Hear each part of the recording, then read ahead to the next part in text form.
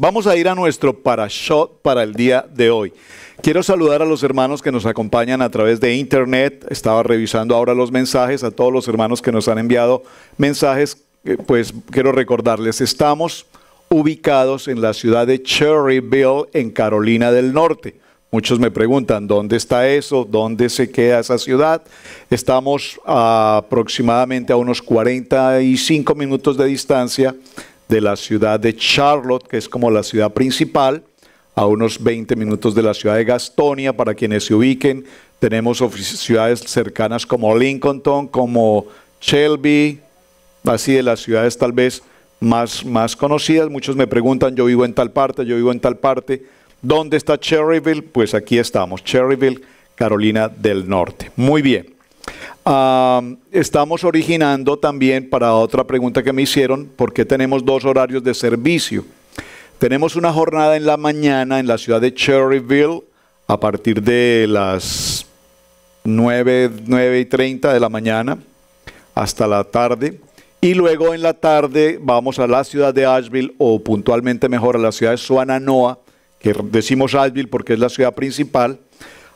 Vamos en la jornada de la tarde y tenemos allí otra reunión. Hacemos el cierre de Shabbat allí sobre las 5:30 de la tarde. Entonces, para quienes estén cerca al área de Asheville, en Swannanoa, los esperamos. Y para quienes estén cerca a este sector de Charlotte, Gastonia, estamos entonces en la mañana. Muy bien. Nuestro parashá para el día de hoy. Tengo dos asistentes encargadas de mi pizarrón de parashá, señorita Lía y señorita Emily. Alguna de las dos que se digne, por favor, pasar al frente, al pizarrón. Me va a tocar contratar un varón. Contraté a las niñas porque yo sé que ellas son más juiciosas, están más atentas. Vean ese ánimo de Lía, mi amor, por favor. Parashá para el día de hoy. Díganlo conmigo, parashá Yitro. Yitro o Yitro en hebreo o en español, Jetro, Yitro en hebreo. ¿Perfecto? Entonces vamos a ponerlo así en español y vamos a ponerlo aquí en hebreo. Yitro. Muy bien. Gracias. Recordarán el nombre Yitro, ¿qué significa? Cuando hablamos de Yitro, lo primero que mencionamos o que viene a nuestra mente es el suegro de Moshe. Es lo primero que se nos ocurre. Yitro, el suegro de Moshe. Y es muy interesante en la enseñanza. Recuerden que cuando hacemos la enseñanza, el sentido de la enseñanza es escudriñar los detalles. Hacemos la lectura, pero la lectura que la hemos hecho tantas veces, normalmente la pasamos por alto. Es decir, leemos, mas no comprendemos. Y el problema de esta enseñanza puntualmente de Parashat es leer, comprender, entender, discernir lo que el Parashot nos enseña. Este Parashot Yitro abarca desde el capítulo 18 de Éxodo, Shemot, hasta el capítulo 20. Si hay un Parashá de todos los Parashá del año importante, y si puedo darle un título del más importante Parashá del año, sin duda es este Parashá. Pero pastor, todos los fines de semana usted dice que este parashá es muy importante. Sí, es muy importante. Es decir, no hay un parashá que sea más importante o uno que sea menos importante. Todos son importantes. Pero este, aparte de ser muy importante, este es muy importante. ¿Por qué? Pregúntenme por qué. Porque justamente en este parashá vamos a tener la conversión, la fe de lo que creemos, donde estamos ubicados y por qué estamos ubicados donde estamos ubicados hoy. Es decir, en este parashá vamos a ver varios aspectos, entre ellos, como todos sabemos ya, la entrega de los mandamientos, que realmente no es que sea la entrega de los mandamientos, sino las palabras del Eterno en el monte Sinaí. Alguien me hizo una pregunta esta semana en el estudio de la semana. Estoy parafraseando cosas. En el capítulo 20, cuando lleguemos allí, recordemos que dice que la presencia de Yahweh, de Hashem, descendió. Entonces alguien me preguntó, si la presencia de Hashem descendió, ¿significa que Hashem no estaba en el lugar? Vean ahí, qué bonita pregunta, ¿verdad? Si Dios es omnisciente, omnipresente, omnipotente, es decir, que está presente en todos los lugares del mundo, del universo, del cosmos. Entonces, ¿por qué descendió la presencia del Eterno? ¿No estaba acaso la presencia ahí? Vean lo interesante. Y hay que entender la pregunta para poder comprender la respuesta. La respuesta tiene que ver con leer puntualmente el texto y entender que dice el texto que desde los cielos Hashem dijo, Hashem habló estas palabras. ¿Ven? Es muy importante que veamos allí. Capítulo 18, todos en este texto. Por favor, quiero que estén todos en el texto porque voy a necesitar que me ayuden con la lectura. A ver, si puedo. Capítulo 18. Oyó Jetro, sacerdote de Madián, suegro de Moshe, capítulo 18 de Shemot. Acompáñenme en la lectura, si me equivoco en algún punto de la lectura, por favor ayúdenme a corregir. Ya no sé si acercarme, alejarme, no sé qué hacer. Oyó Jetro, sacerdote de Madián. Observen que aquí hay una palabra interesante, perdónenme que haga la interrupción. Jetro, sacerdote de Madián. Lo primero que el texto nos trae a colación es la identidad de Jetro. Y nos dice que es un sacerdote. Sin embargo, la palabra en hebreo originalmente no dice sacerdote, dice un coanín. La palabra coanín, que la hemos siempre interpretado como el coanín, como el sacerdote, tiene que ver también con la palabra líder, tiene que ver también con la palabra un hombre reconocido, ¿de acuerdo? Porque para nosotros la palabra sacerdote tiene una, no tanto desde el punto de vista del cura católico, sino el sacerdote tiene una connotación. Recordemos que cuando veamos Levítico, el Cohen Gadol, el sumo sacerdote. Pero la palabra sacerdote, y solo lo voy a mencionar, les dejo la inquietud, usted investigue un poco más a fondo. La palabra sacerdote tiene dos connotaciones, bendición o maldición. ¡Wow! ¿Sacerdote significa eso? Sí. Tiene dos connotaciones, bendición o maldición. Por eso, cuando usted escucha del Papa en Roma, ¿cómo llaman al Papa de Roma? ¿Perdí? ¿Quién lo dijo? ¿Quién lo dijo? Hermana Carlita, dilo más fuerte. El sumo pontífice. Observen qué importante este detalle. Cuando se menciona al Papa en Roma, no se dice el sumo sacerdote, sino se dice el sumo pontífice. ¿Por qué? A ver, ¿quién me ayuda? ¿Usted nunca se ha hecho esa pregunta? ¿Verdad que no? ¿Por qué? Porque nosotros nunca nos preguntamos nada. Nosotros todo lo vemos, todo lo entendemos, todo lo asumimos, y cuando alguien nos pregunta algo que no entendemos, entonces decimos, oiga, de verdad, ¿qué detalle? Oiga, diga conmigo, ¿qué detalle? ¡Qué detalle! Sumo pontífice, no dice sumo sacerdote. En hebreo nosotros conocemos al sumo sacerdote, el Cohen Gadol, que es Aarón. ¿Recuerdan? Pero en Roma no se le dice, repito, sumo sacerdote, sino sumo pontífice, porque la palabra pontífice significa puentes. Puentes. Entonces, es un hombre que tiene una connotación ¿de qué? De puentes. ¿Qué significa puentes? De conexión, gracias, conexión, conectar, puentes, puentes, puentes. Por eso el sumo pontífice conecta su religión, la conecta con todo el mundo. Viaja, viaja. Juan Pablo II fue uno de los más pontífices viajeros que han existido. Y este que tenemos actualmente, pues igual, viaja, viaja, viaja.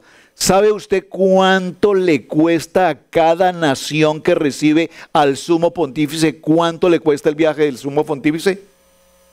Obsérvelo, vaya a internet, pregúntele a Google. ¿Cuánto cuesta la visita del sumo pontífice a Colombia, a Puerto Rico, a República Dominicana, a Panamá? Vale millones de dólares que se le debe pagar al sumo pontífice por visitar el país. No les estoy hablando de 1 millón, ni de 2 millones, ni de 5 millones. Les estoy hablando de más de 100 millones, 50 a 100 a 200 millones de dólares que una nación debe pagar al sumo pontífice para que los visite. Pero eso nunca nos lo cuentan, jamás nos lo cuentan. Entonces, las visitas del sumo pontífice no son visitas ni siquiera de carácter espiritual, son visitas de carácter financiero. Porque Roma necesita que a su banco, el banco más poderoso del mundo, que es el Banco de Roma, le entren los millones de dólares. Están viendo que esto no tiene nada que ver con lo que estamos entendiendo hoy. Aquí nos dice que Madián es el sacerdote de Madián. Perdón, Yitro es el sacerdote de Madián. Pero cuando estudiamos un poco en detalle quién era Yitro, es importante tener presente que este Yitro era uno de los consejeros de Faraón. Interesante. Era uno de los consejeros de Faraón. Es decir, Yitro sabía y conocía la labor que Moshe estaba desarrollando frente a Faraón. Sabía y conocía cada una de todas las plagas que se dieron a suceder, que se sucedieron durante el tiempo de Moshe. Y Yitro estaba atento a todo lo que pasaba. Pero atención, Yitro viene de ser un hombre practicante de todo tipo de idolatría. Por favor, la palabra idolatría, entiéndala, no solamente, ¿cómo tú entiendes la palabra idolatría?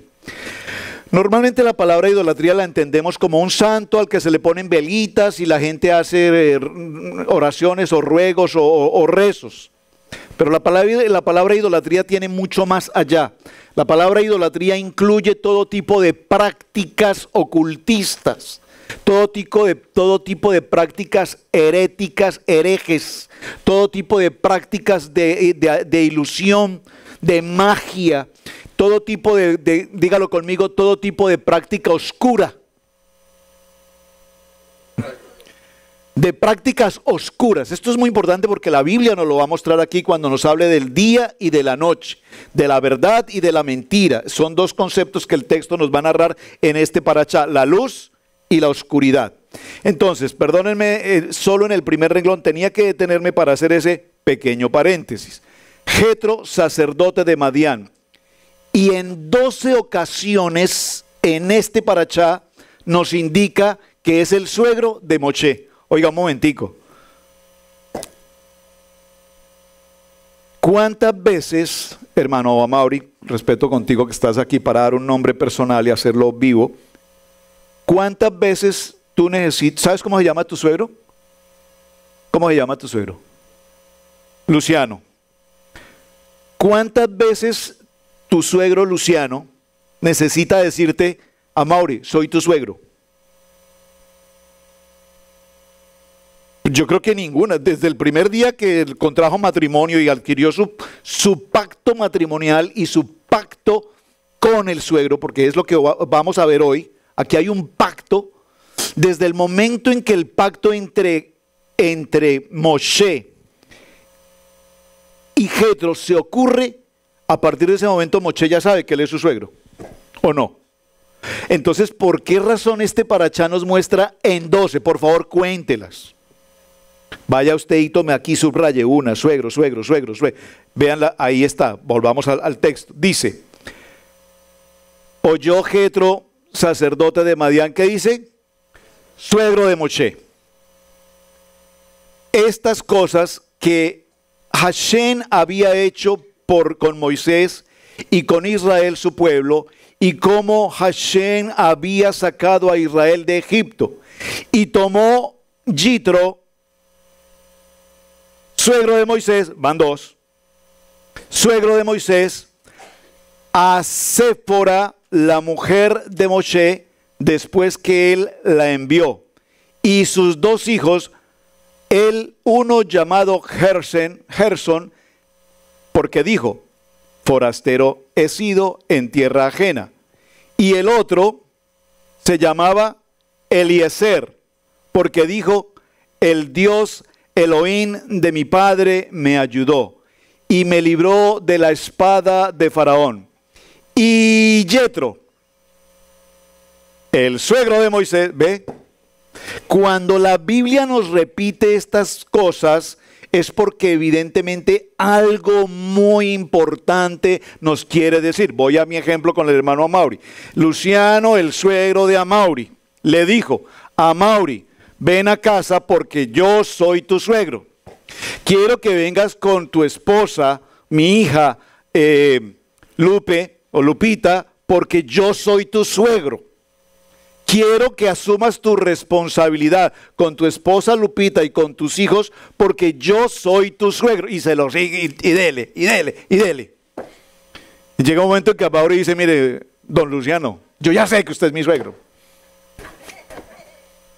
Aguante. Ah, ¿no sabe? No sabe. Muy bien. Entonces, vamos a ver, el primer punto es, repito, sacerdote de Madián, un hombre que tiene un concepto de idolatría, que hace muchas prácticas, que tiene una gran conexión, y cuando nos lo menciona como sacerdote, nos lo menciona en el sentido de que es un hombre extremadamente conocido en toda la región de Madián. Observen que Madián, ¿qué es? Madián es una tierra, una región, pero viene de la herencia ¿de quién? Muy bien, excelente. Madián es uno de los hijos de Abraham. O sea que este Madián, de alguna manera, esta gente de Madián, de alguna manera, me refiero a través de Abraham, ¿conocen de qué? Conocen de Elohim, conocen ya de los Misbot, conocen de la experiencia de los patriarcas, Abraham, Isaac y Jacob. ¿De acuerdo? ¿Hasta ahí vamos bien? Comillas o paréntesis, ¿cuántos hijos tuvo Abraham después de que se casa con Sétura? 6 hijos. ¿Qué pasó con esos 6 hijos? ¿Fueron enviados a dónde? A Oriente. Esos 6 hijos crecieron en el hogar de Abraham, por supuesto. ¿Recuerdan? Y él los envía con regalos y los envía a Oriente. Por eso cuando nosotros vemos todas esas religiones de Oriente y empezamos a buscar relación con esas religiones, nos daremos cuenta que esas religiones tienen nombres y prácticas muy cercanas a la Torá, manejadas de otra manera o de otra forma, porque todos vienen a ser hijos ¿de quién? De Abraham. Estuve viendo un documental hace unos días, se me escapa el nombre, se lo recomiendo, búsquelo en el YouTube. Yo les digo, cuando estén en internet no pierdan tiempo en tonteras, busquen cosas que edifiquen. Si usted tiene tiempo de estar en casa y reposar, un tiempo de descanso en casa, vaya a YouTube, se los digo, yo lo hago todos los días, me tomo un tiempo, me encantan los documentales, veo un documental, veo la historia de una nación, veo la historia de una región, veo la cultura de un país, veo la cultura de la economía, etcétera. Porque esto es educación, tenemos que ocuparnos de esto. Y viendo un documental de la India, encontré cómo los términos, los nombres de dioses, los nombres de prácticas que ellos hacen, todos tienen que ver de una manera cercana con lo que nosotros estudiamos en Torah. ¡Wow! ¿Pero por qué tan interesante? Porque son hijos de Abraham enviados a Oriente. ¿De acuerdo? Que no estén en la línea correcta es otra historia, pero tienen un principio y un fundamento a través de Abraham. Aquí vemos a Madián. Es lo mismo que está pasando con este sacerdote. Tenía conocimiento de Abraham, de Isaac y de Jacob, pero su vida estaba relacionada con el mundo, con Faraón y con todo tipo de prácticas distintas. Pero vamos a notar algo interesante en la historia. Observen, vamos en el capítulo 5.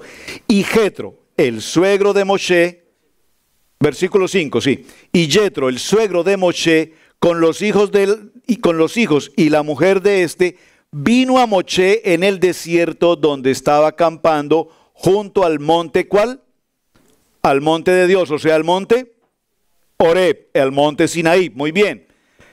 Verso 6. Verso 6. Síganme la lectura porque hoy como perdido acá, perdido en el sentido que no estoy viendo muy bien. ¿Perdón?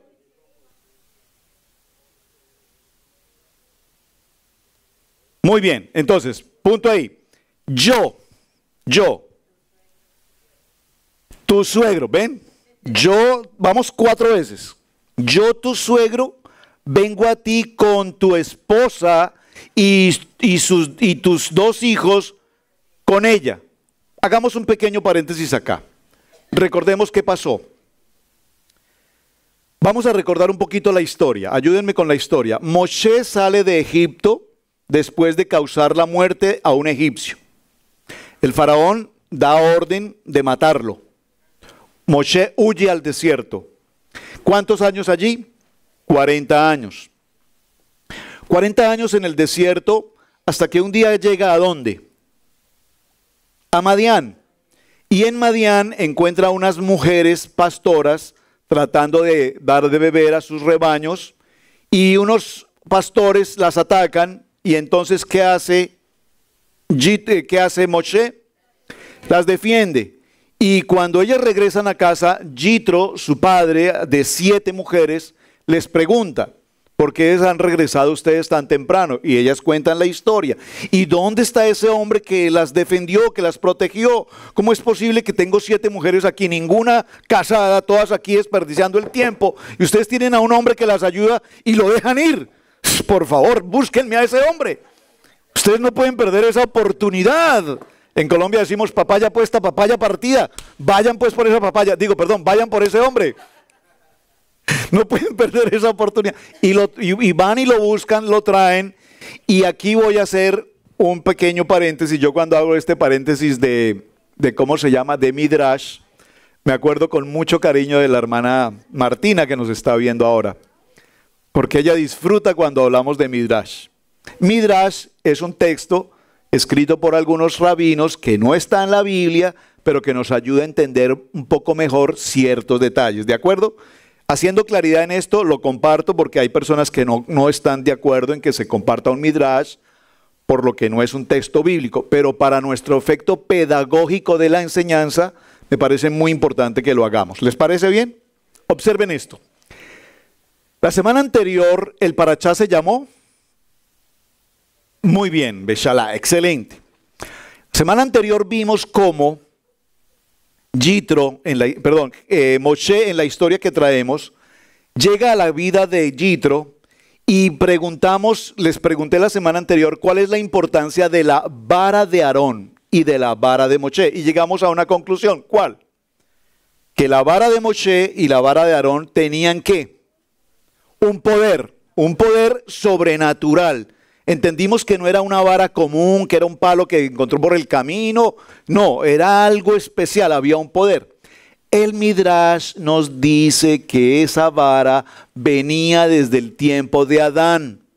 Pasó por las manos de los diferentes hombres a través de los patriarcas y esa vara finalmente en la historia llega a las manos de Yitro. Observen que esto es un Midrash, pero capten lo interesante de la historia. Yitro toma esa vara y esa vara viene marcada con los nombres de los patriarcas. Yitro sabe que esta es una vara de autoridad, que es una vara especial. Yitro, sacerdote de Madián, toma esa vara y la entierra en su jardín, en su casa, en su jardín. Simplemente la colocó en la tierra y cuando él trató de sacarla, nunca más pudo retirar la vara de la tierra. La vara quedó incrustada en la tierra, como en un concreto. ¿Me explico esto? Muchos hombres trataron de retirar la vara. Usaron muchas formas, seguro poleas, fuerza, entre varios. Nunca lograron extraer la vara. Misteriosamente la vara quedó, repito, incrustada en la tierra, en su jardín. Cuando aparece Moshe en la historia, y viene el proceso de este hombre en casa y lo invitan a quedarse y pasa unos días allí y él se convierte ¿en qué? Muy bien, estamos conectados. Se convierte en pastor ¿de qué? De las ovejas ¿de quién? De su suegro Yitro. No olviden su suegro. Se convierte en pastor y el texto dice, y él iba caminando por el monte con las ovejas de su suegro Yitro. Suegro. Entonces, cuando Moshe aparece en escena en la casa de Yitro, un día Moshe camina por el jardín, encuentra la vara, está hablando con su suegro y le pregunta, ¿y esta vara qué es? Dice, esta es la vara de Dios, viene desde Adán, pasó por los patriarcas, la encontré en el camino y la tengo aquí, pero nunca ha sido posible sacarla de ese lugar. Cuando él dice esto, Moshe toca la vara y al momento de tocarla, inmediatamente la retira del sitio. Vean lo interesante del Midrash. Estamos en la enseñanza pedagógicamente porque estoy tratando de llegar a esa historia tan bonita. Inmediatamente él toma la vara y la saca, pero dice, ¿cuál es el problema de la vara? Aquí está. inmediatamente Yitro, el suegro de Moshe, ¿qué dice? ¿O qué piensa para sí? Dice, wow, si este hombre ha tomado la vara y logró extraerla, es porque el Eterno se la entregó. Es decir, que este hombre tiene una autoridad delegada de parte de Dios. Por lo tanto, la vara de Dios le pertenece a este hombre. Por lo tanto, este es mi yerno. Este es Amaury. Dice Valucio, este es mi yerno. Vamos bien. Van captando, ¿verdad? Entonces, ahora Yitro sabe que Moshe no es un hombre que apareció en el camino. Ahora Yitro sabe que Moshe es el hombre de Dios llamado, escogido y delegado para portar la vara. Cuando Moshe sale con las ovejas de su suegro Yitro y está frente a la zarza ardiente y recibe toda esta visión y luego regresa a casa y le cuenta a su suegro, ¿qué le dice su suegro? Hello, se perdieron en la historia, se desconectaron, venían tan bien, oye. Yo no los puedo ver a ustedes en este momento, pero los estoy escuchando y los está escuchando también, se me perdieron la historia. Repito, va a la zarza ardiente, escucha la voz de Dios, quita el calzado, vas a tomar al pueblo, lo vas a liberar, él regresa, Moshe no entiende por qué la zarza está ardiente, no se consume, y entonces él regresa inmediatamente a casa y le cuenta a su suegro Yitro todo lo que pasó. ¿Qué le dice su suegro? Le dice, absolutamente, es la voz de Hashem, es la voz de Dios que te habló. Ve y haz lo que Él te dijo que tienes que hacer. ¿Me están captando? Vean lo hermoso de esta enseñanza. Pero suegro, es que yo qué voy a ir, usted sabe que yo no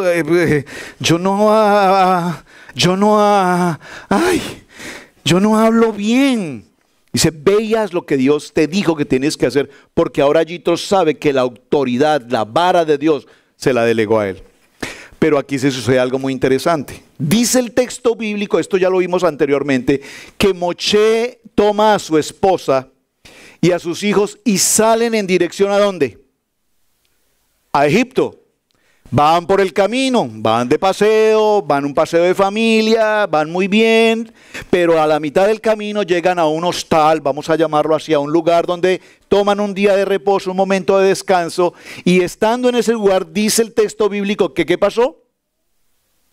Que Hashem decidió quitarle la vida a Moshe. Qué tremendo este texto, decidió matar a Moshe. Quiso mejor matarlo, no tanto decidió, porque si hubiera decidido pues lo hubiese matado. Quiso matar a Moshe. Entonces Sífora, ¿qué hace? Toma a su hijo menor, Eliezer, y le circuncida. Entonces, aquí hay una revelación profunda. Si los hermanos no quieren que el Moel que va a venir los circuncide, mujeres, digan, esa palabra es para mí. El que lo entendió, lo entendió. El que lo entendió, lo entendió. Muy bien. Pero aquí hay algo interesante. Afilen los cuchillos, muy bien. Pero aquí hay algo muy interesante. En ese momento, Moshe toma una decisión. ¿Cuál es? ¿Cuál? No, él está circuncidado, pero aquí hay una decisión. Dios le dice, Moshe, pero yo no te envié de paseo, Moshe. Es que yo no te envié a un tour, yo no te envié a pasear unos días, yo te envié con una misión. Debes ir a Egipto. Estás distraídos aquí en este hostal descansando, buscando el wifi, chateando. ¿Qué es eso, joven? Yo te mandé a una misión. Pero en ese momento Moshe toma una decisión y le dice a su esposa, ve y regresa. ¿A dónde? A donde mi suegro Yitro, y permanece allí. ¿Cuánto tiempo pasa Moshe después de este momento sin su esposa y sin sus hijos? ¿Cuánto? No, cápteme la pregunta, atención a la pregunta. Moshe regresa a su casa, a su esposa y a sus hijos. ¿Cuánto tiempo pasa Moshe hasta este momento que estoy leyendo ahora? Cuando Yitro, el suegro de Moshe, llega nuevamente y le dice, aquí estoy yo, Yitro, tu suegro, con tu esposa Sífora y con tus hijos Gerson y Eliezer. Aquí te los tengo. ¿Cuánto tiempo pasó desde ese momento hasta hoy, hasta aquí? ¿Cuánto? No sé. ¿Alguien más? ¿Ven lo interesante? Es que leemos y no entendemos, pasamos la lectura muy rápido. Atención, ¿cuánto tiempo duraron las plagas? Si las 10 plagas, ¿cuánto tiempo duraron? Aproximadamente un año. No, en la misma lectura bíblica lo dice, el tiempo que pasó. ¿Cuánto tiempo pasó? Un año. Aproximadamente un año desde la primera hasta la 10ª plaga, un año. Lo que significa es que ese primer año ya Moshe estuvo fuera de casa, ya Moshe estuvo fuera de su esposa y ya Moshe estuvo fuera de sus hijos. ¿Están conmigo? Pero vamos a pensar entre que Moshe sale, observen, viene el tiempo de Pesá, ¿recuerdan? Sale el pueblo, van caminando por el desierto, llegan al monte Sinaí, estamos aquí en la lectura, estamos aquí. Llegan al monte Sinaí. ¿Cuánto tiempo pasaron desde que salieron de Egipto hasta la entrada al monte Sinaí? ¿Cuántos días? Días. ¿Cuántos días? 49 días. Entonces 49 días serían mes y medio más, digamos. Entonces pensemos esto. Moshe ya lleva año y medio fuera de su casa. No sé si envió correspondencia, no sé si tenía WhatsApp, no sé si estaba conectado con el Face. Lo que quiero significar es que por lo menos por año y medio Moshe está desconectado de su obligación como esposo. ¿Me están captando lo que les quiero significar acá? Porque miren a dónde quiero llevar mi enseñanza. Hay mucho tema que tratar, pero quiero concentrarme puntualmente en el concepto familia. ¿Por qué? Observen, porque precisamente Yitro viene con una exigencia radical y le dice, Moshe, he oído todo lo que Hashem ha hecho contigo.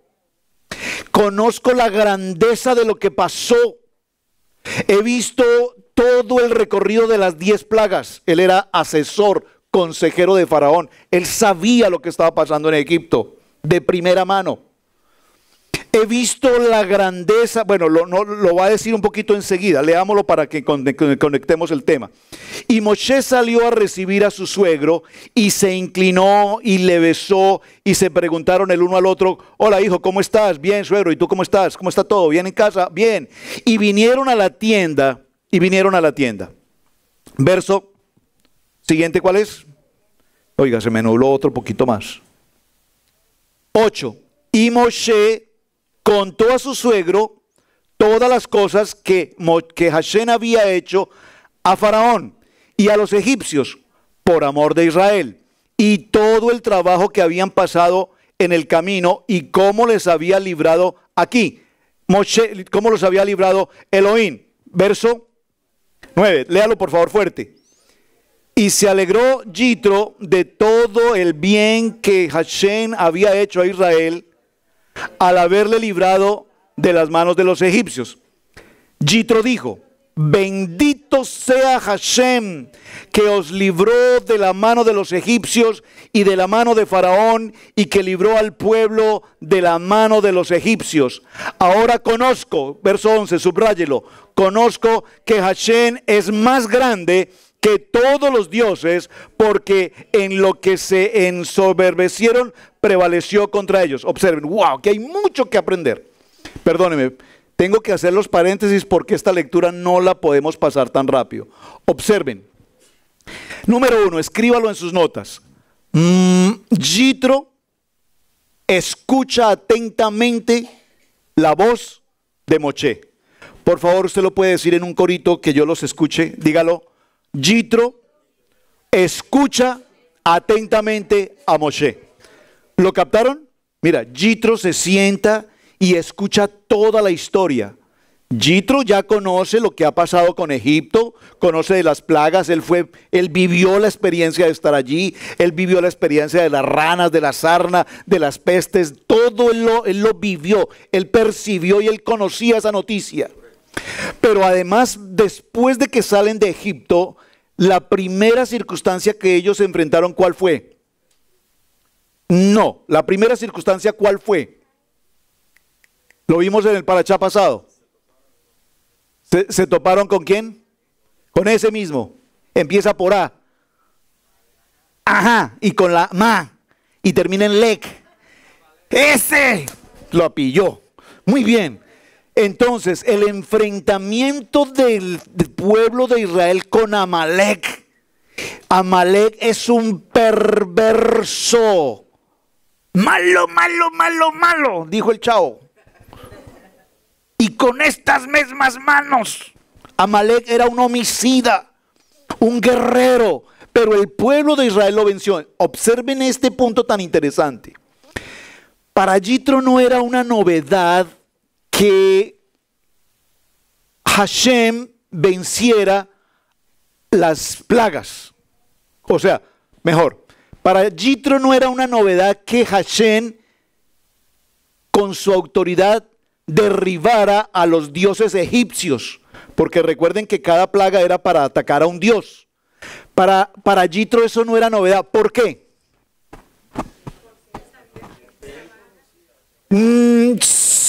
Sí, pero no la vara de Moshe, sino... ¿Perdón?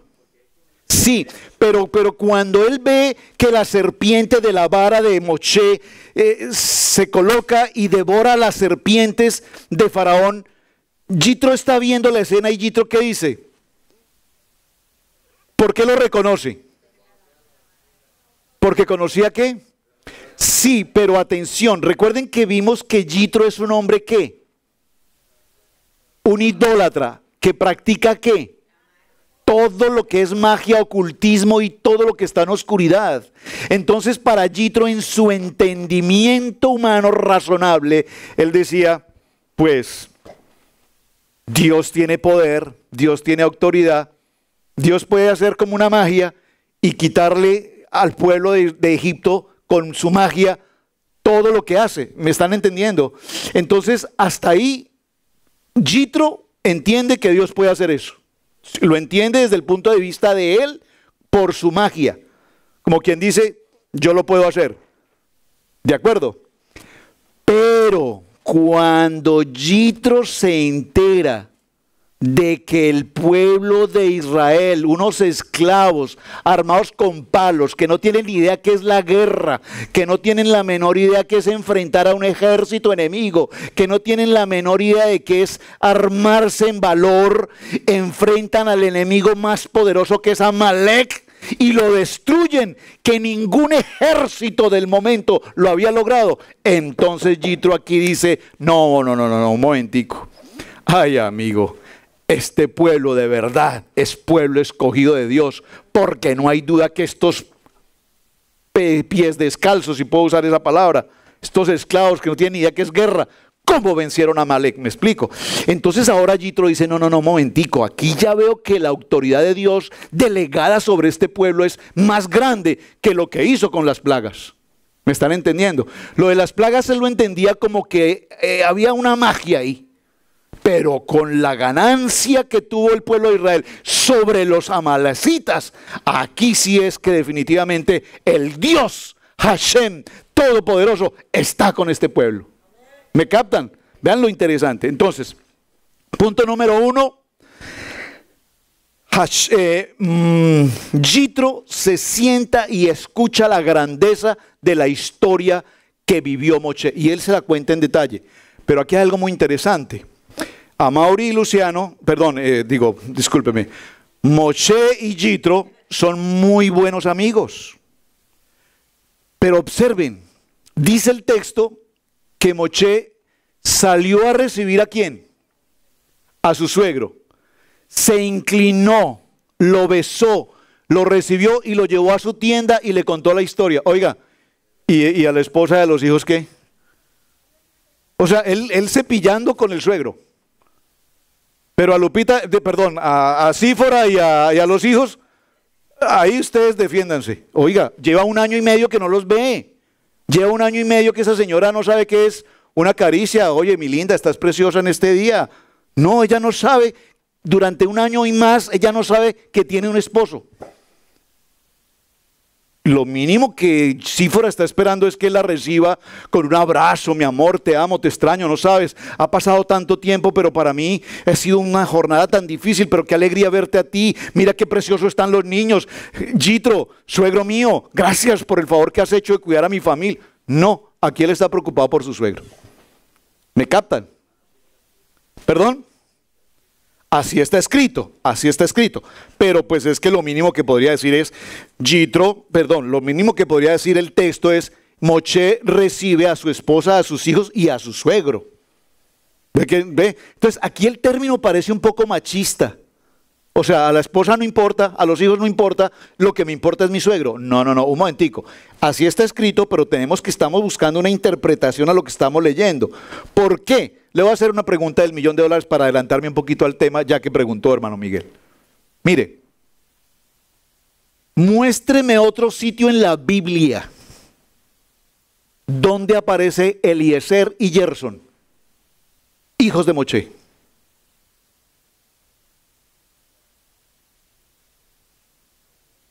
No vuelven a aparecer nunca más.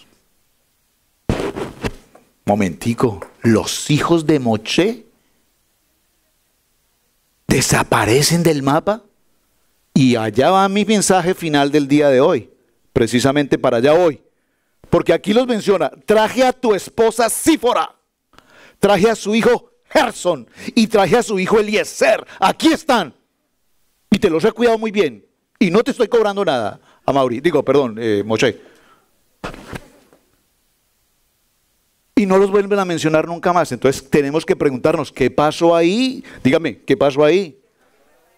Ven que sí necesitamos escudriñar un poquito más. Y tomó Jetro, suegro de Moshe, holocaustos y sacrificios para Dios, y vino Aarón y todos los ancianos de Israel para comer con el suegro de Moshe delante de Dios. Entonces aquí viene por qué razón es que en los parachá del año tenemos un parachá que tiene nombre propio. ¿Cuál? Yitro. ¿Por qué no tenemos un parachá que diga Moshe? ¿Por qué no tenemos un parachá que diga Abraham? ¿Por qué? Porque el único parachá que tiene un nombre propio de una persona es Yitro, que ni siquiera es un converso. Todo lo contrario, es el más inconverso de todos. ¿Por qué la Biblia toma el honor de poner a Yitro con su nombre propio para un parachá? Y la respuesta la tenemos en este texto, que aunque el texto es muy corto, muy breve, es bien profundo lo que él nos narra. Recuerden que cuando leemos un texto tenemos que ir a la profundidad del contexto de lo que nos quiere decir. Yitro escucha a Moshe atentamente, y cuando escucha que el Eterno estuvo con ellos en la guerra contra Amalek y que el Eterno estuvo con ellos frente al Mar Rojo. Usted sabe que el Mar Rojo no es rojo. No, pero no en cuanto al nombre, sino en cuanto al color. Cuando usted esté allí frente al mar, diga, oiga, el pastor tenía razón. Es uno de los mares más azules que existen, el Mar Rojo. ¿Por qué se llama rojo? Pregúntele al que escribió esta historia, porque no sé por qué le puso rojo. Es el mar azul, el mar es azul, pero lo pusieron el Mar Rojo, y también es el mar de juncos. Y juncos no hay en el mar, juncos hay en los lagos. Entonces aquí hay una cosa que dicen, usted sabe. Bueno, perdón, en la Biblia dice un mar. Si es de juncos, tendría que ser un lago, es correcto, muy bien. El mar no tiene juncos, y tampoco es rojo, sino azul, pero lo llaman rojo. Así estamos. Muy bien. Número 1. Número 2. Yitro está tan sorprendido de la narrativa que Yitro llega a una conclusión. La parte de las plagas yo como que la entiendo, pero lo de Amalek y lo del Mar Rojo, ¡wow! Esto sí me mueve el piso. Aquí definitivamente sí hay solo una cosa posible, y es que el Dios Todopoderoso está con Moisés. Ahora a él le queda la absoluta claridad. Y aquí viene inmediatamente algo que es conversión. ¿Y qué es conversión? Que a partir de este momento, Yitro reconoce delante de Moshe que Hashem es el Todopoderoso. E inmediatamente, ¿qué hace? Un sacrificio, un corbán, un olam. El corbán es sacrificar un animal, ponerlo al fuego y ofrecer olor grato al Eterno, y hace un sacrificio. Pero si usted lee con detenimiento, por favor léalo nuevamente conmigo, porque esto no lo puedo pasar tan rápido. Tomó Yitro, suegro de Moshe, holocaustos, hizo sacrificio, y sacrificios para Hashem. Vino, léalo más fuerte, vino Aarón, ¿y quién más? Y Moshe, momentico, Moshe. Pero un momentico, expliquemos esto. Moshe le cuenta la historia. Cuando le cuenta la historia, Yitro está impresionado. Y cuando está tan impresionado dice, ahora reconozco que Hashem es el Dios Todopoderoso.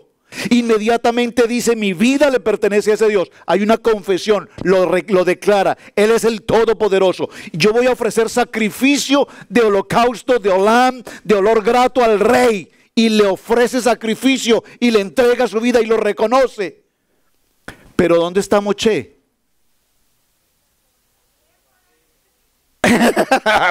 Uy, hermana Elizabeth, qué pensamiento. Ahí está la respuesta. Ahora sí se fue a atender a su esposa y entonces dejó al suegro solo. Muy interesante, vean, muy bien. ¿Ven qué análisis tan bonito? Pues aquí Moshe no está. Un momentico, celebran una fiesta porque hay una celebración importante. Ahora saben que Yitro, que es todo lo que sea, ha reconocido a Hashem como su único y todopoderoso Dios. Entonces él ofrece sacrificio. Aquí han pasado varios días. Esto no es una escena de un segundo, son días. Y se hace una convocación, una cena, una celebración. Pero en la celebración está Aarón. Y no está, no, ahí no es sumo sacerdote todavía, pero no está no está White. Voy a colocar esa nota, hermana, aquí, de parte de la hermana. Estaba ocupado con su esposa, para que no se me olvide la próxima enseñanza. Un muy buen análisis. Los niños estaban en el jardín. Complementemos. Observen, ¿por qué Moshe no está presente? ¿Puede usted especular un poquito? ¿Por qué Moshe no está presente en este corbanot? ¿Por qué? Es su suegro, Yitro su suegro. Le cuenta la historia, él lo escucha. Viene la celebración, el corbanot, se hace sacrificio y Moshe no está presente. What happened? ¿Qué está pasando aquí? Especulen, podemos especular. No, hagamos un midrash. No, ¿qué dice el midrash? Hagamos un midrash. Estoy tratando de llevarlos a que usted piense por un momento, oiga, de verdad, ¿qué pasó? ¿Qué pasó aquí? Bueno, ¿ninguno se apunta? Observen.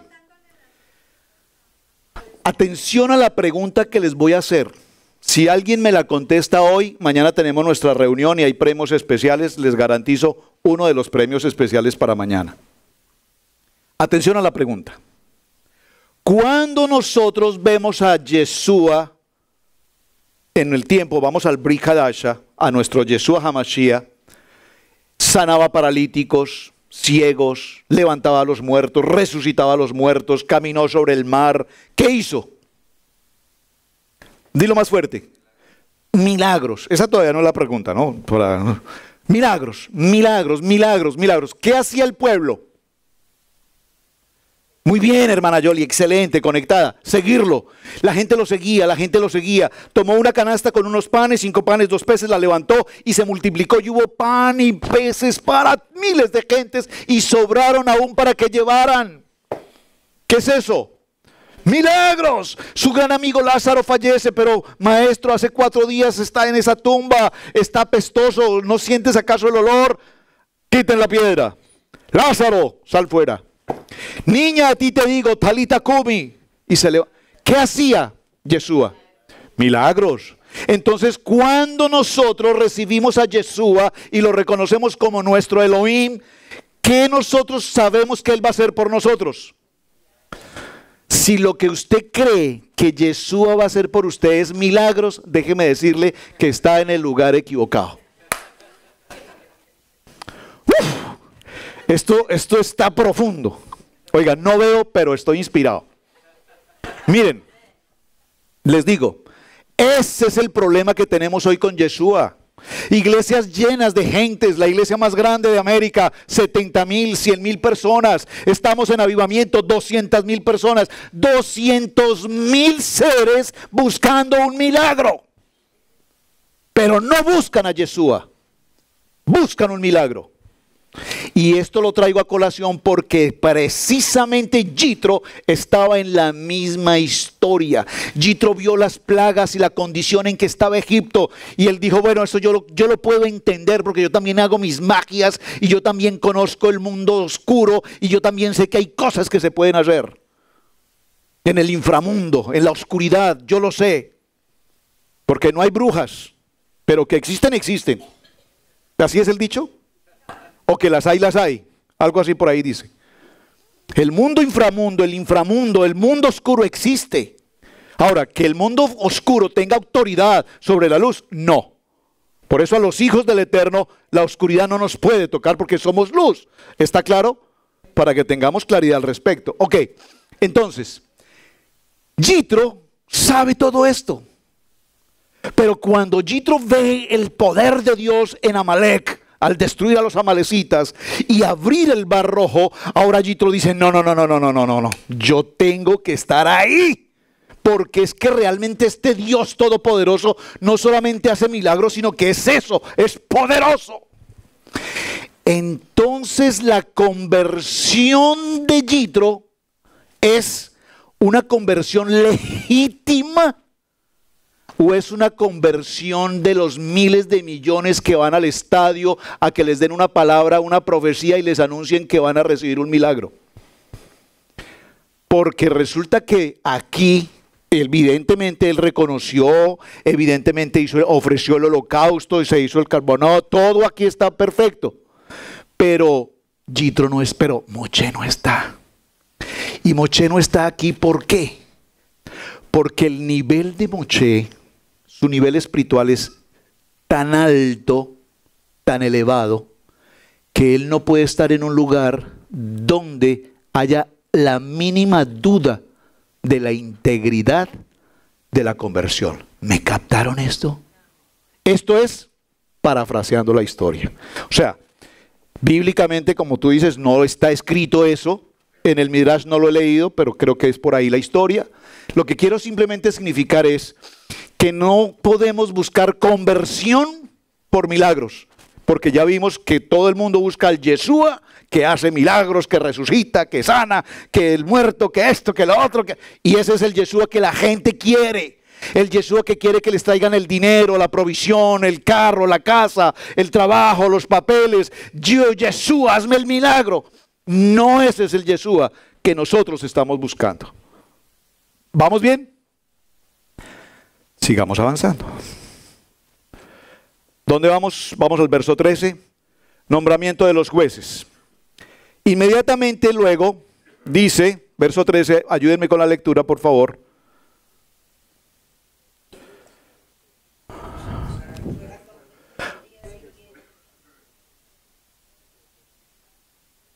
Muy bien.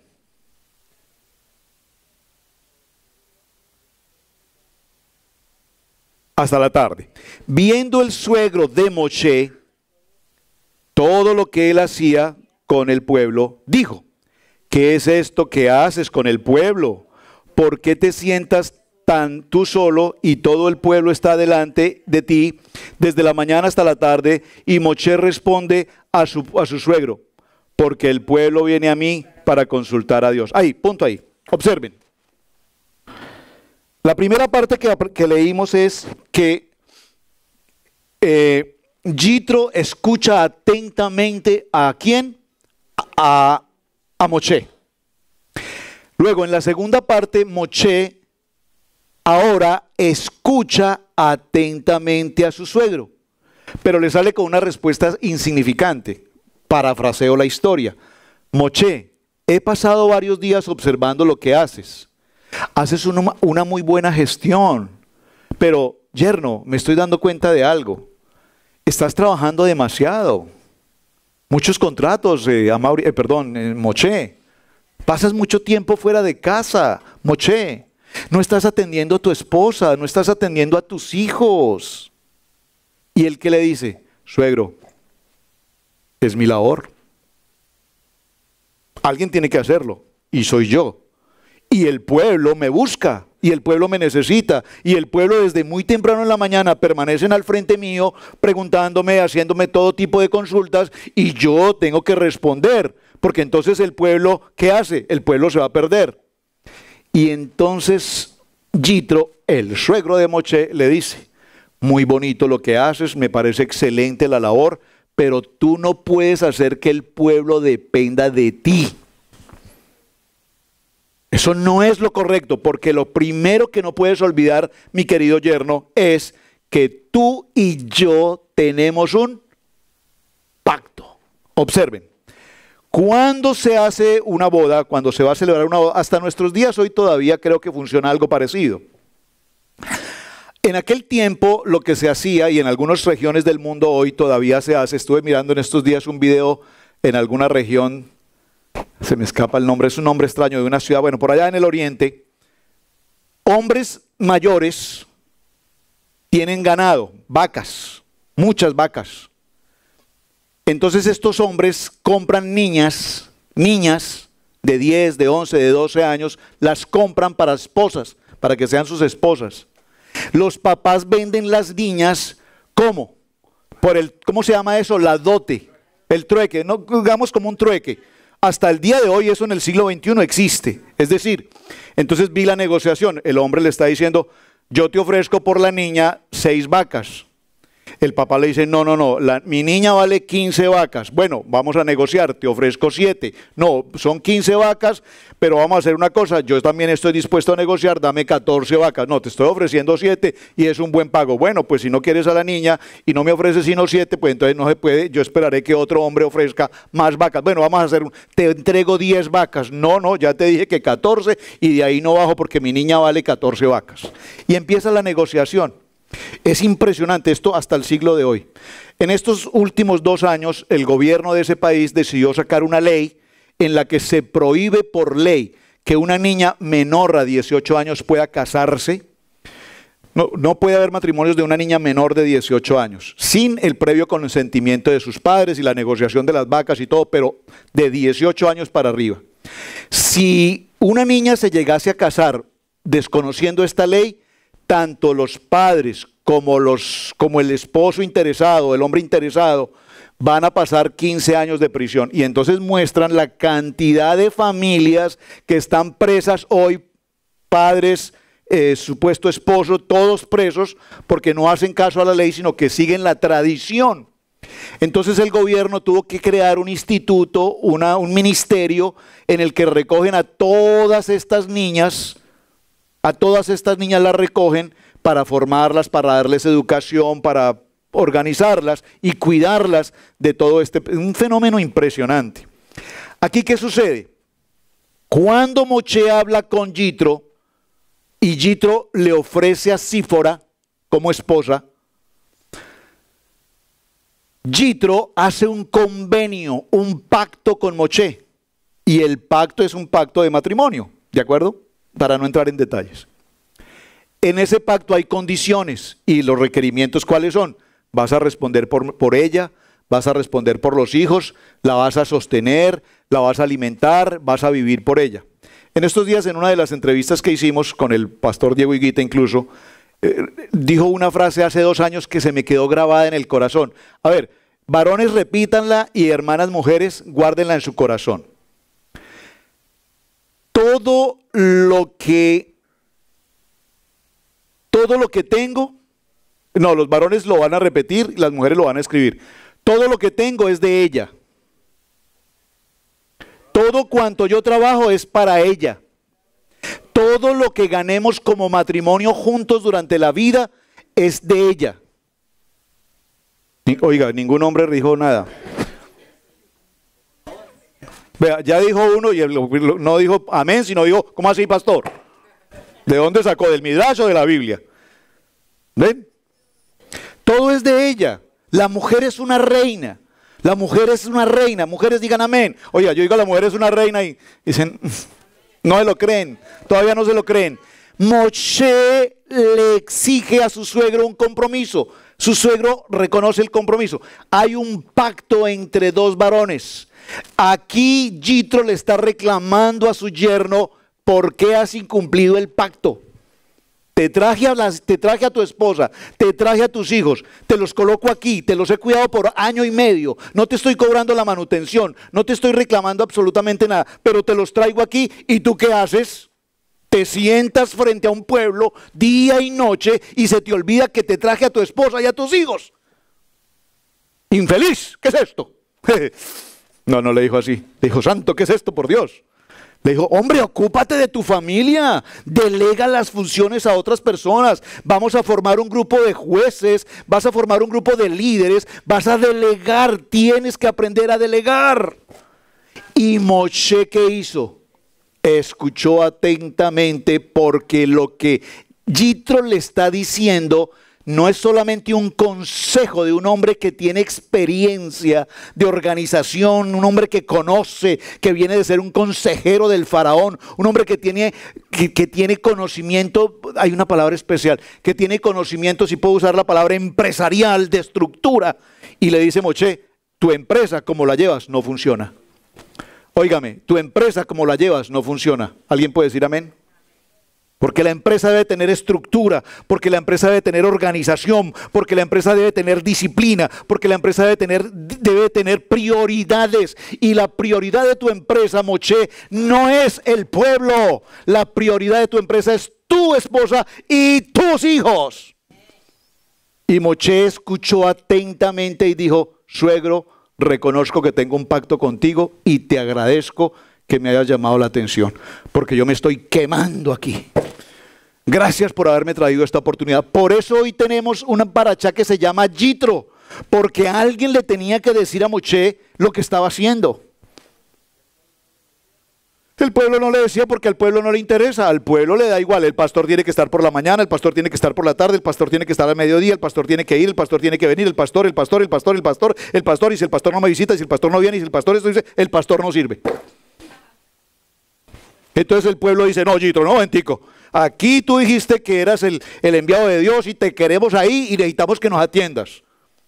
Porque nosotros haremos y obedeceremos lo que tú nos digas, porque al que Dios le habla es a ti.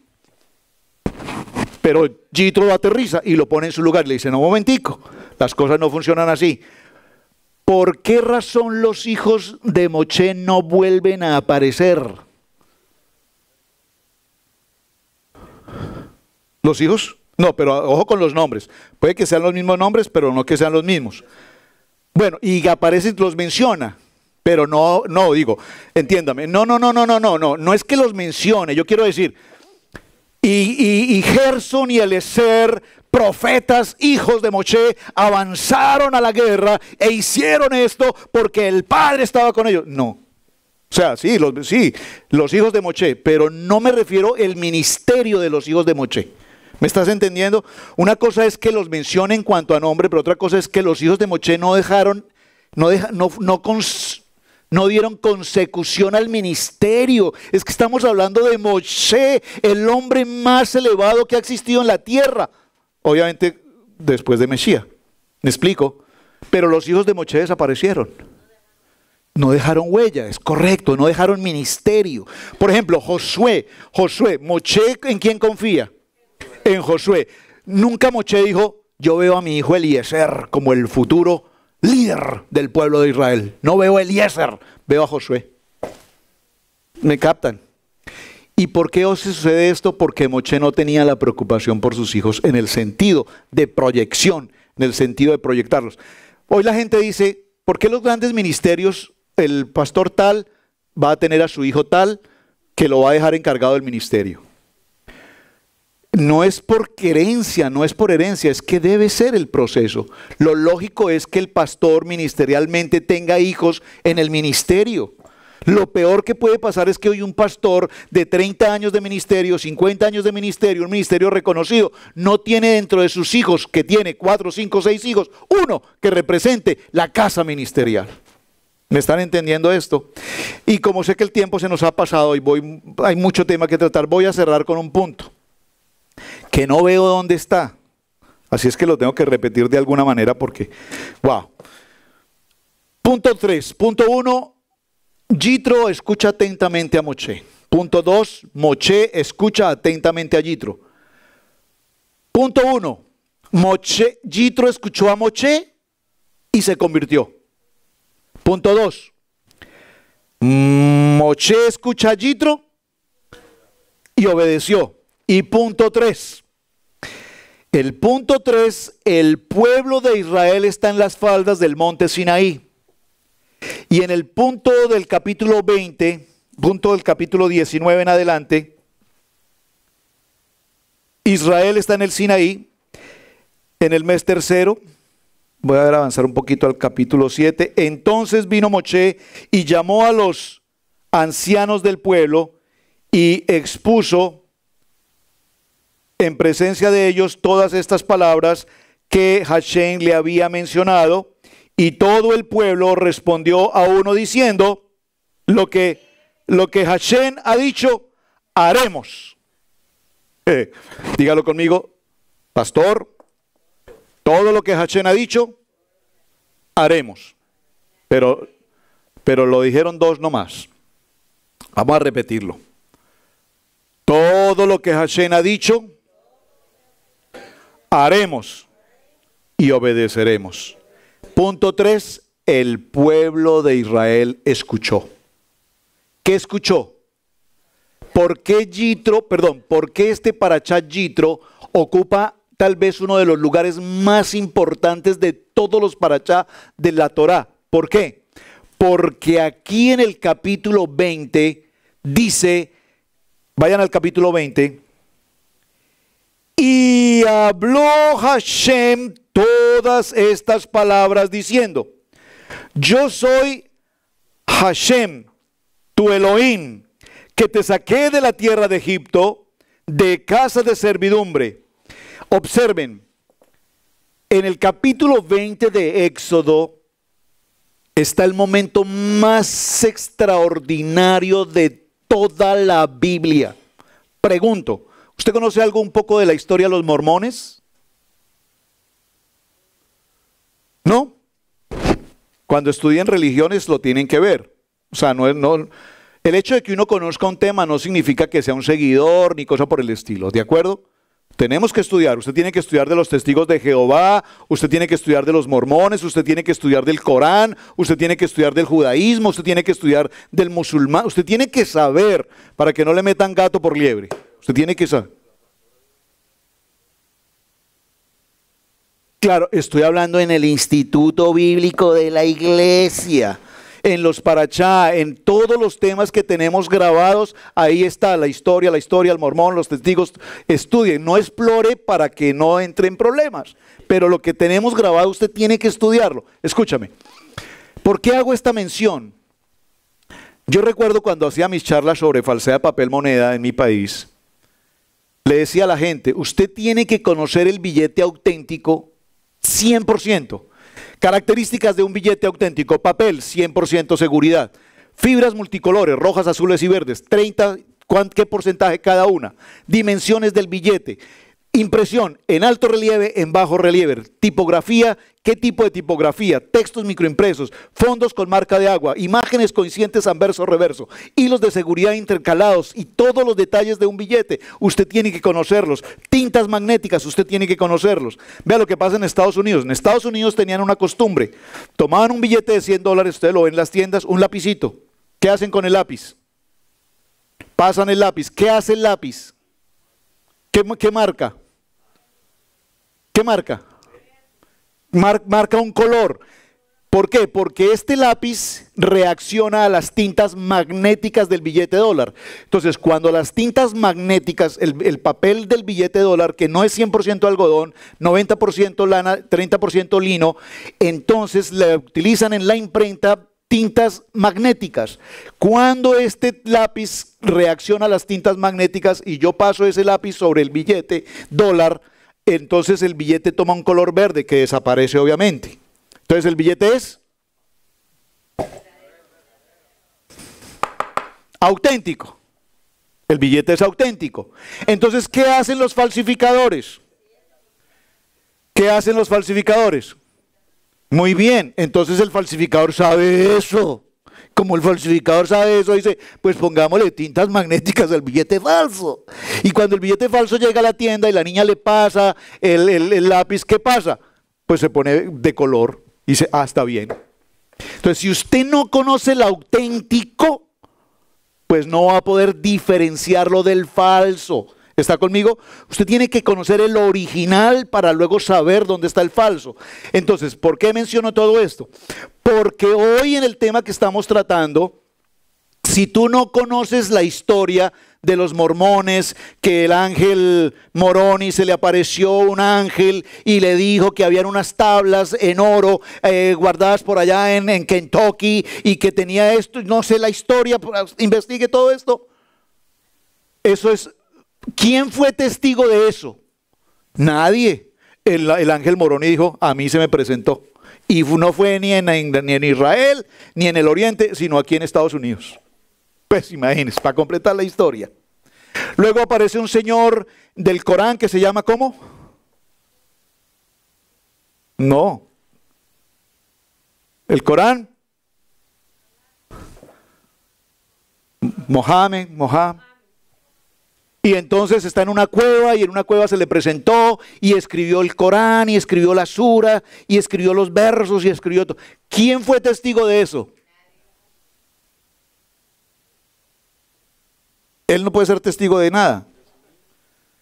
Porque entonces yo mañana puedo decir, hermanos, vea el Shabbat vine, ustedes recuerdan que el Shabbat vine y yo vi mis ojos todos nublados, no los pude ver a ustedes, no los distinguía, no los podía ver, solo veía una nube espesa, que a veces era un poco más espesa que otra, y lo que yo no me estaba dando cuenta era que el Eterno me estaba mostrando, y entonces escribí este libro, y ahora va a ser la Biblia que vamos a usar en esta iglesia. Si yo hago eso, y no hay un testigo, ustedes dicen, pero pastor, nosotros también estuvimos ahí, nosotros no vimos nada. ¿Me explico? ¿Por qué narro esta historia? Vamos a cerrar aquí. Porque en el capítulo 20, Hashem habla estas palabras en el monte Sinaí, con tanta fuerza, con tanto poder, con tanta autoridad, que era como truenos, relámpagos, centellas, que retumbaron a toda la humanidad, y que la voz del Eterno que se pronunció en el monte Sinaí fue entregada ¿en cuántos? ¿En cuántos? En 70 idiomas diferentes a la misma vez, y el pueblo escuchó lo que el Eterno dijo, y el pueblo escuchó que Dios había estado. Fíjate, no es que Dios hubiese estado ahí, sino que la voz de Dios que descendía dice, descendió de los cielos, la voz de Dios con tanta autoridad y poder. Todos la escucharon. Es decir, que ahora el pueblo de Israel y todos los que no eran pueblo de Israel, todos quienes salieron de Egipto y toda la gente alrededor escuchó el trueno de la voz de Dios. ¿Qué escuchó? Las palabras. Eso significa que todo Israel ahora pasó a ser ¿qué? Un pueblo. Eran un pueblo, pero pasó, escucharon todos. ¿Ahora qué son? ¿Perdón?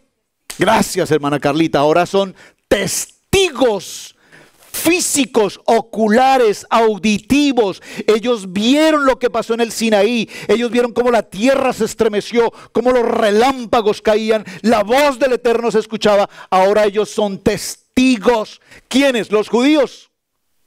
las 12 tribus y todo el pueblo extranjero que venía con ellos escucharon estas palabras. Por lo tanto, este parachá de hoy es tan importante porque los testigos, que eran millones, lo escucharon en sus propios idiomas, en 70 lenguas diferentes, la misma voz, las mismas palabras, el mismo mandato fue hablado aquí en el monte Sinaí. Eso es maravilloso. Eso es maravilloso. Por lo tanto, este parachá, repito, es un parachá que nos garantiza, es un parachá que nos determina, es un parachá que nos dice que lo que está escrito en este libro es verdad. Es emet. Ahora, gracias por lo que acabas de decir. Porque en este parachá tenemos 17 misbot. ¿Cuántos misbot tenemos en total? Muy bien, wow, están súper conectados. 613. Pregunto, ¿un hombre de Israel puede cumplir los 613 misbot? ¿Por qué? O sea, muy bien, excelente. Los 613 misbot no los puede cumplir un hombre, porque hay misbot que son para mujeres. Entonces, no pueden cumplirlos todos. Pero, la nación de Israel junta, es lo que estoy diciendo. O sea, ¿por qué un hombre no puede cumplir 613 misbot? Porque hay misbot que son para mujeres. Entonces no puede cumplir las 613 porque solo le pertenecen a las mujeres. Pero, ¿cómo se puede hacer para que se cumplan los 613 misbot?